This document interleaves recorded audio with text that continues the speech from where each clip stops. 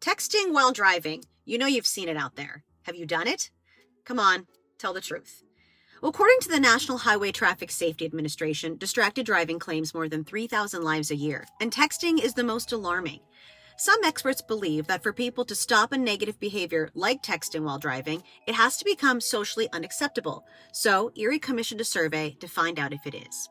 Almost 3 out of 4 Americans think texting while driving is considered socially unacceptable, but that leaves 27% who think it's considered acceptable. As for their inclination to speak up, 9 out of 10 Americans say if they were a passenger and the driver started texting, they would likely tell them to stop. But what about the other 10%? Why wouldn't they say something? The majority say it's because they wouldn't want to offend the driver or they feel it would be uncomfortable to say something. To dive deeper into this, Erie reached out to an expert.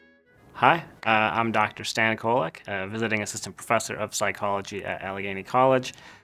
According to Dr. Kolek, there are several ways to approach the ask, but it all comes down to who you are driving with. It doesn't really matter whether you have a go-to polite way of asking or if you already know a way to ask someone to stop doing something that works or has worked, because that individual is different from every other individual you've dealt with. The most common way to approach a situation is by using negotiation, meaning you do something for me and I'll give up something for you.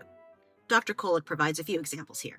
I will take your phone and I will text for you while you continue driving. Another one is I'll drive. Let me drive instead. That way you can sit in the passenger seat and you can text. Negotiating in a way where you are offering something up and they're aware of that might make them more willing to work with you. The second tactic is positive reinforcement, or letting the driver know of possible rewards for driving safely. At Erie, that's our Your Turn app. It rewards you for staying safe on the roads.